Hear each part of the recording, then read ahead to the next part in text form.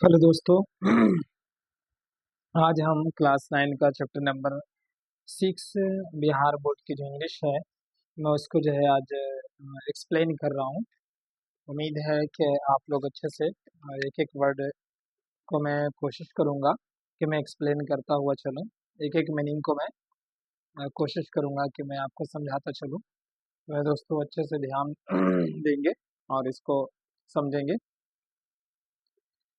तो ये जो है the shehnai of Bismillah Khan, ठीक है। ये जो है इसमें जो कैरेक्टर्स है वो शहनाई ऑफ बिस्मिल्लाह खान है। तो दोस्तों ये जो है ना, इसमें मैं आपको समझाते चलूँ कि शहनाई of Bismillah Khan, Ustad Bismillah Khan the great and shehnai, great shehnai maestro. तो मेरे दोस्तों, मेस्ट्रो का मतलब होता है उस्ताद, यानी उस्ताद बिस्मिल्लाह खान एक जो है महान जो है उस्तादों के उस्ताद थे, ठीक है। इन उस्तादों के उस्ताद थे। तो ये आपको जैसा कि जो मेस्ट्रो है मैं आपको अंडरलाइन भी कर रहा हूँ और मैं एक एक वर्ड बता रहा हूँ। रिसिपिएंट का अर्थ होता है यानी प्राप्तकर्ता। तो Ustad Bismillah Khan great and shehnai and maestro. Ustad Bismillah खां एक महान जो है शहनाई जो है शहनाई शहनाई के उस्ताद थे। And the recipient of the highest and civilian award the Bharat Ratna 2001। और इनको जो है 2001 में भारत रत्न जो है अवार्ड से नवाजा गया था, इनको मिला था। और ये जो है ना जो इसको हम जो हाईएस्ट जो सिविलियन अवार्ड है, सिविलियन जो अवार्ड है और सर्वोच्च नागरिक जो है सम्मान, इससे सम्मान वाली जो है अवार्ड मिला था इनको 2001 में। Was and born was born on 21 March 19 1916। इनकी जो पैदाइश हुई थी 21 मार्च 1916 ईस्वी में हुआ था। In a well known and family of the magician in Bihar. और वेल नोन का मतलब होता है जाने माने, जाने माने एक मैजिशियन से परिवार में एक परिवार में बिहार में ही इनकी पैदाइश हुई थी। In spite of the having an in spite of in spite of in spite of having and travel all over the world. तो दोस्तों, इन स्पाइट ऑफ का मतलब होता है के बावजूद, यानी ऑल ओवर द वर्ल्ड का यात्रा करने के बावजूद में भी इनको जो है दो जगह बहुत ही ज़्यादा पसंद था। जो he was exceeding and fond of Banaras and the Dumraon. तो दोस्तों, एक्सीडिंग का मतलब होता है बहुत ही ज़्यादा लोकप्रिय, बहुत ही प्रिय जो है, बहुत ही ज़्यादा बनारस को और डुमराव को से इनको जो है क्या था, बहुत ही मोहब्बत था, बहुत ही मोहब्बत था, यानी लोकप्रिय बहुत ही ज़्यादा था। And they and remain and for him the most and wonderful towns of the world. और ये जो बकिया जितनी भी टाउन थे उन सब टाउनों से, ठीक है ना, इनको सबसे ज़्यादा शानदार यही जो है टाउन इनको लगता था, जिसको किताब में बताया जा रहा है बनारस को और डुमराव को। मेरे दोस्तों, ही वाज पास्ड अवे, और यह जो है ना दुनिया से जो गुजरे वो 21 अगस्त 2006 at the age of 90 and after a prolonged prolonged हो गया प्रोलॉन्ग्ड इलनेस, यानी इनकी जो इस दुनिया से जो गुजरे।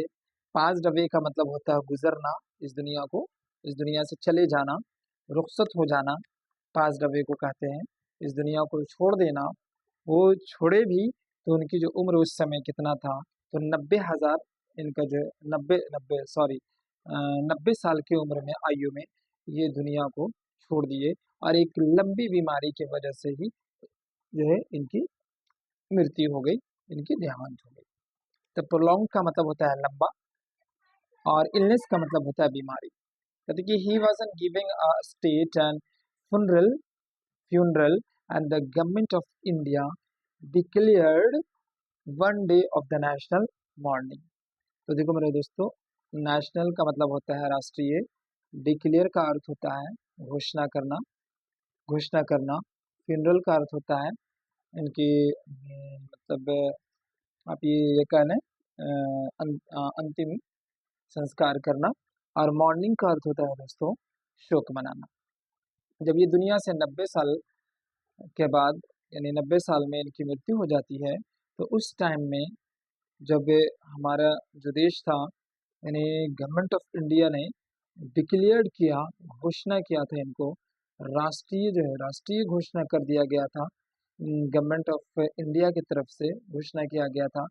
और जिस समय ये रुखसत हुए थे, उस समय में जो है मतलब गवर्नमेंट ऑफ इंडिया क्या कर रहे थे, मौन कर रहे थे, यानी शोक मना रहे थे। यानी शोक जो मनाया गया था, मातम जो मनाया गया था, वो गवर्नमेंट ऑफ इंडिया ने डिक्लेयर किया था, राष्ट्रीय स्तर पर इनको शोक मनाया था, राष्ट्रीय स्तर पर शोक मनाया गया था। तो मेरे दोस्तों, अब नेक्स्ट हम आपको पैराग्राफ 1 में चलते हैं।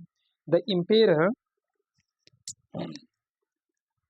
The Emperor Aurangzeb banned the playing of the musical instrument called pungi in the royal residence। Emperor जो औरंगजेब थे, इन्होंने जो है पुंगी को, ये जो इंस्ट्रूमेंट है शहनाई वाद था, शहनाई जो था यानी ये कहते हैं कि एक इंस्ट्रूमेंट था जिसका नाम पुंगी था, उसको जो है उन्होंने बैन कर दिया था। बैन का मतलब क्या होना, रोक लगा देना।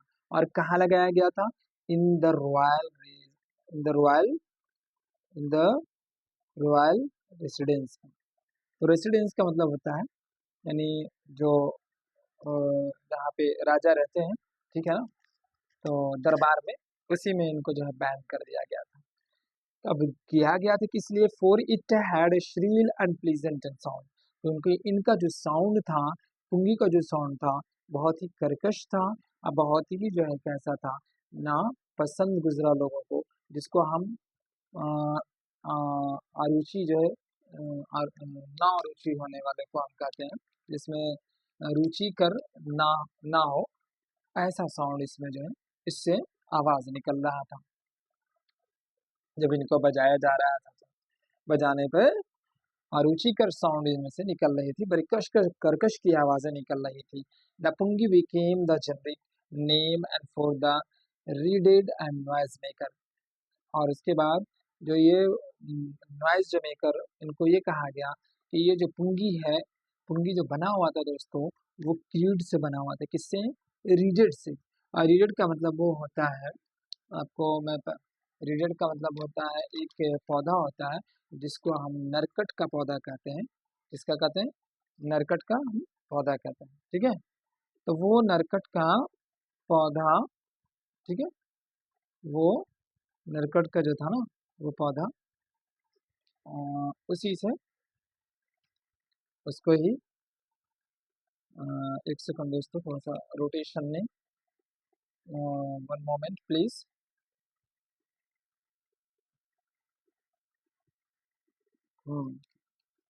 ठीक है, तो किससे हुआ था, ये बनाया गया था, यानी कर्कश नरकट का पौधा होता है, और नरकट का पौधा होता था, और उसी से जो है पुंगी जो है क्या हुआ था, बनाया गया था।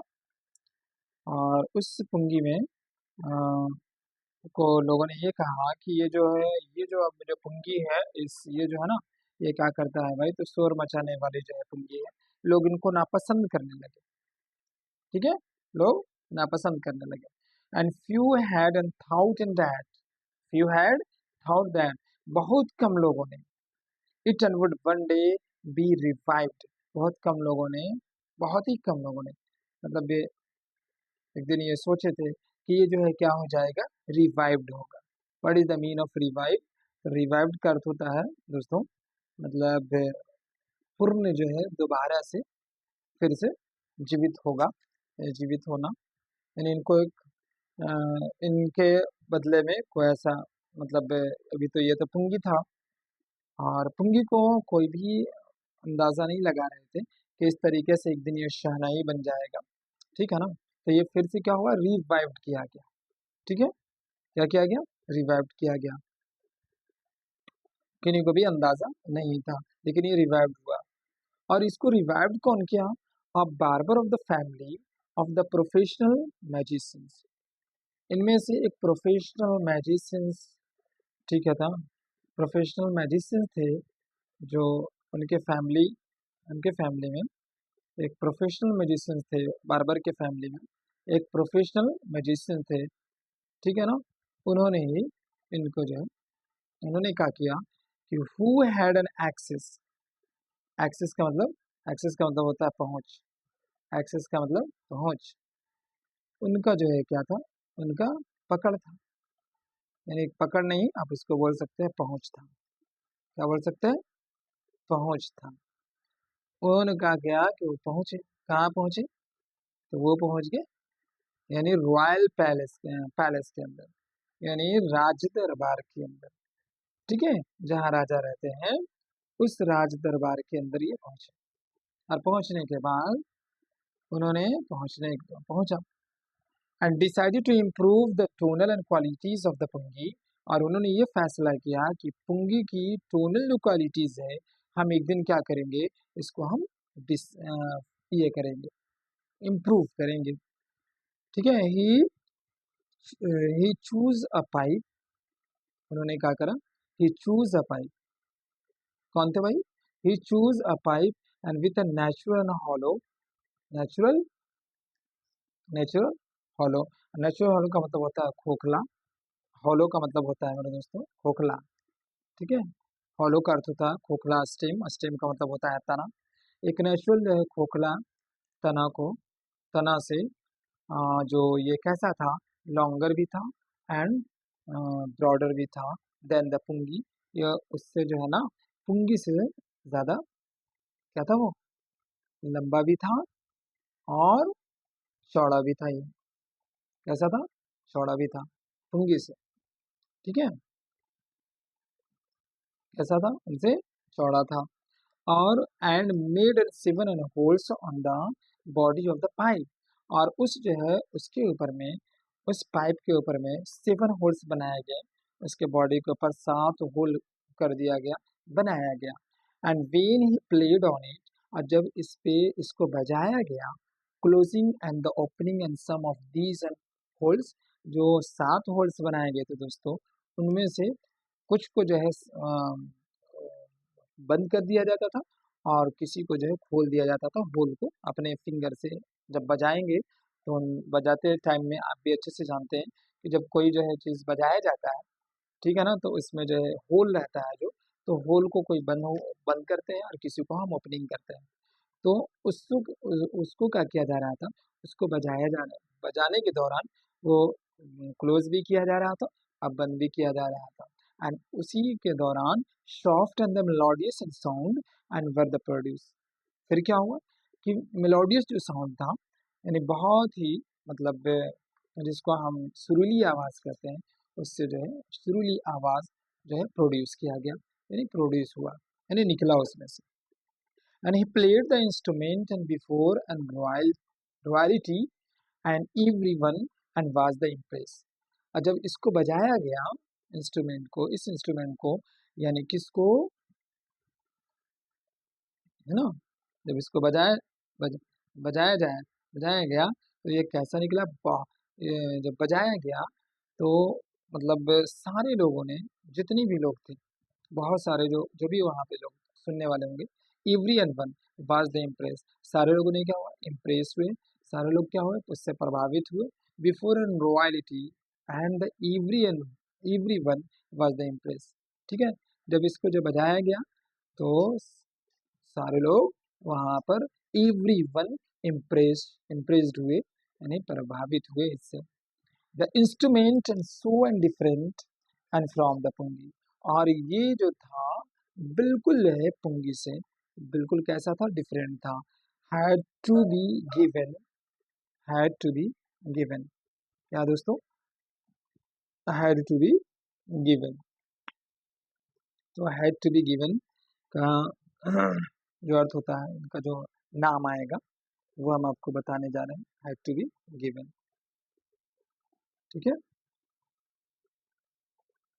दोस्तों, ये मैं आपको had to be given new name, और इसका क्या नाम दिया गया, नया नाम दिया गया। किसको, जो पुंगी से बिल्कुल डिफरेंट बनाया गया, जो खोखला, अभी आपको मैंने बताया कि जो खोखला कर करके, जो खोखला कर करके एक पाइप जो है खोखला किया गया, नेचुरल स्टीम था, और उसको जो है पुंगी से जो है लंबा था, और उससे चौड़ा भी था।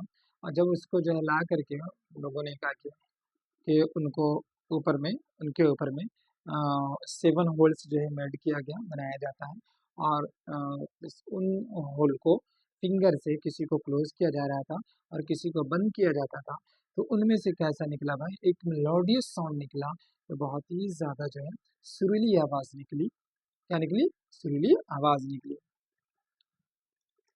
तो इसी का जो न्यू जो नेम आएगा वो यहाँ पर आपको बताएंगे दोस्तों, कि इसको जो है नाम, इसका तो नाम पुंगी था, और अब इसका जो नाम हो जाएगा वो क्या हो जाएगा, शहनाई हो जाएगा। क्या हो जाएगा, शहनाई हो जाएंगे। कहते कि एज द स्टोरी अनगोज, जैसे ही स्टोरी आगे बढ़ता है, सिंस इट वाज, यहाँ पे है, ठीक है, since it was and first and played in the Shah chambers, सबसे पहले इसको शाह के चेम्बर्स में इसको प्लेड किया जाता है, and was and played and by the nai, नाई का मतलब क्या होता है दोस्तों, barber, the instrument and was named the shehnai, और इसी से इसका नाम क्या रखा गया, शहनाई रखा गया। अब बताते हैं, शाह का मतलब होता है, शाह चेम्बर्स में इसको बजाया गया था, और इसको बजाया था किसने, तो बजाया है दोस्तों बार्बर ने, और बार्बर के पहले यहाँ पे क्या लिखा है दोस्तों, नाई, नाई का मतलब ही बार्बर होता है। अब ये दोनों वर्डों को अगर हम मिलाते हैं तो ये क्या बन जाएगा, शहनाई। क्या बन जाएगा, शहनाई बन जाएगा। अब paragraph 2, the sound of the shehnai, sound of shehnai begin to be the consider auspicious. अब इसकी जो शहनाई की जो आवाज थी वो बिल्कुल कैसा, शुभ जो है समझ समझा जाने लगा। And for the reason it is an still and played in the temple, and is and the in, in, indispensable and component of any the North Indian wedding। और इतना ही नहीं दोस्तों, इसको जो है ना इसको क्या हुआ, इसको क्या किया गया कि अभी भी, ठीक है ना, तो मैं दोस्तों सबसे पहले तो हम जान लें कि इसके जो मीनिंग्स होंगे वो क्या क्या होंगे। ठीक है, तो इसको इंडिस्पेंसिबल का मतलब होता है, जिसको हम कहेंगे अभिन्न, और कंपोनेंट जो होगा दोस्तों, कंपोनेंट का मतलब होता है हिस्सा। क्या होगा, हिस्सा। कहते हैं कि अभी भी, अब यहाँ से आगे से हम आपको पढ़ा रहे हैं, थोड़ा सा आगे वाली लाइन्स को ले रहे हैं। लिखा है कि and for this reason it is still and played in the temples, and is and the indispensable and component of any North Indian wedding। ठीक है, ये जो है ना कैसा बन गया भाई, एक अभिन्न हिस्सा बन गया। क्या बन गया, एक अभिन्न हिस्सा बन गया। अभिन्न हिस्सा ये बना कि ये जो है ना, इसको जो है मंदिरों में भी बजाया जाने लगा, और नॉर्थ इंडियन वेडिंग में भी ये जो है प्रचलन शुरू हो गया, कि शादियों में भी शहनाई को क्या करने किया जाने लगा, शहनाई को बजाया जाने लगा। ठीक है, in the past the shehnai was part of the नौबत और the traditional ensembles of the ninth and instrument found at the royal court. Royal court के अंदर में, राज्य दरबार में 9 जो है इंस्ट्रूमेंट पाया गया था, उनमें से शहनाई भी एक था, और इस शहनाई का नाम मेरे दोस्तों क्या हुआ, नौबत रखा गया। क्या रखा गया, नौबत के नाम से जाना जाता था टिल रिसेंटली। ठीक है ना, हाल तक it was an use only, it was use only, it was use कहाँ है, हाँ, it was use only in the temple and the waiting. इसको जो है हाल तक कहाँ, यानी एक तो मंदिरों में और एक शादियों में, शादी के अवसर पर लोग इसका यूज कर रहे थे। लेकिन the credit and for the bringing this instrument on into the classical stage and goes to the Ustad Bismillah खां। लेकिन जब ये स्टेज पे गाया जाने लगा, क्लासिकल क्लासिकल एकदम हो गए, और ये जो स्टेज पे गाया जाने लगा, स्टेज पे बजाया जाने लगा शहनाई को, तो इसका जो क्रेडिट है वो मेरे दोस्तों किनको है, वो क्रेडिट है अपने जो उस्ताद बिस्मिल्लाह खां है उनको, इनको ही क्रेडिट दिया जाता है। ठीक है, हमें दोस्तों पैराग्राफ नंबर 3 है, एज ए 5 years old। ठीक है, जैसे कि ये 5 वर्ष के थे, ये जैसे कि ये 5 वर्ष के थे, 5 वर्ष का उम्र कैसा होगा, बहुत ही छोटा होता है। ठीक है, बिस्मिल्लाह खां प्लेड एंड गिल्ली डंडा, उस समय क्या करते होंगे ये, गिल्ली डंडा खेलते होंगे। ठीक है, गिल्ली डंडा खेलते थे। Near a pond in the ancient state of the of Dumraon in Bihar, यानी बिहार के बिहार के डुमराव जो आपको मैं बताया था कि डुमराव और बनारस से ये उस्ताद बिस्मिल्लाह खां को बहुत ज़्यादा लगाव था ना, इससे पहले भी हमने बताया था। तो ये बताना चाह रहे हैं कि ये जो है ना एंशियंट एंशियंट जो स्टेट है ना दोस्तों, तो एंशियंट स्टेट को सबसे पहले समझेंगे। तो एंशियंट स्टेट जो होता है उसका जो अर्थ है रियासत। ठीक है ना, यानी बिहार में डुमराव डुमराव की रियासत में, डुमराव की रियासत। ठीक है ना, डुमराव की रियासत। यानी वो आप कह लें कि जब उनका एज जो है 5 साल का था, तो उस समय गिल्ली डंडा खेलते हैं। आप खेलते थे कहाँ पर, तब पोंड पोंड था, यानी तालाब, है ना, तालाब, उसी के नज़दीक वो खेलते थे। और ये बिहार में जो बिहार में एक रियासत डुमराव जो जगह था, वहीं पे ये अपने को खेलते थे, गिल्ली डंडा खेला करते थे, 5 साल की जब उम्र थी इनकी। दोस्तों he would an regular and go to the near and by Bihari ji temple to sing the Bhojpuri Chaita.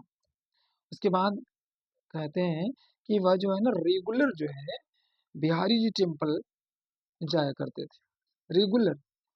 और वहां जाने के बाद भोजपुरी सॉन्ग भी गाते थे। और चैता जो होता था, जो चैत के माह में होता है, जो गाते हैं, गाया जाता है हमारे यहाँ अपने देश में, तो उसमें जाकर के चैता भी गाते थे, आज भोजपुरी सॉन्ग भी गाते थे।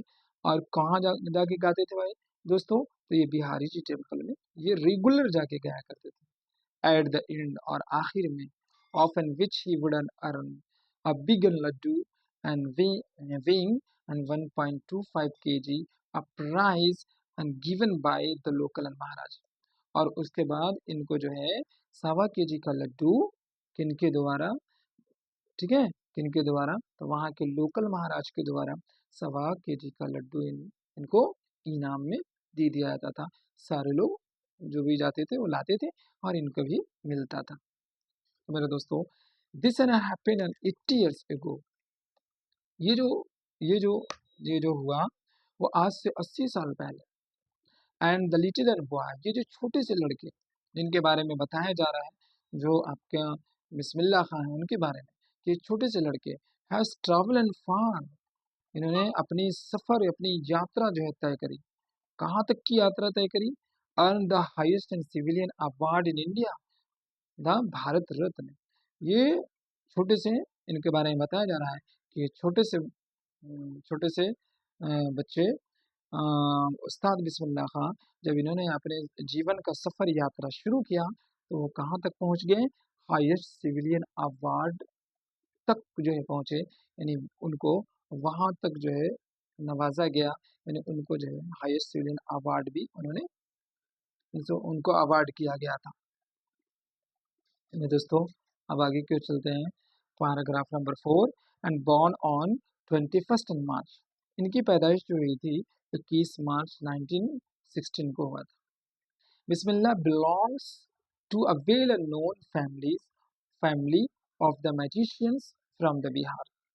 बिस्मिल्लाह जो बिस्मिल्लाह खान थे वो एक मैजिशियन फैमिली से, जाने माने मैजिशियन फैमिली से वो क्या करते थे, वो बिलोंग करते थे।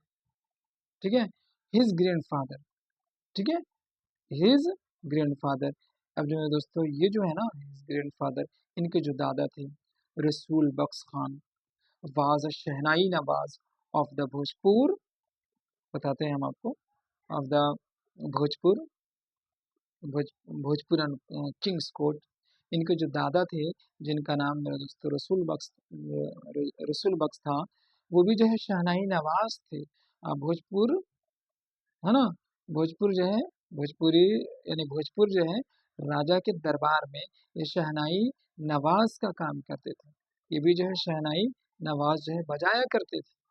हिज फादर, इनके जो पिताजी थे, पैगंबर बख्श, कौन है, इनके जो पिता हैं वो पैगंबर बख्श हैं। And other paternal paternal ancestor were also shehnai, were also were also shehnai player.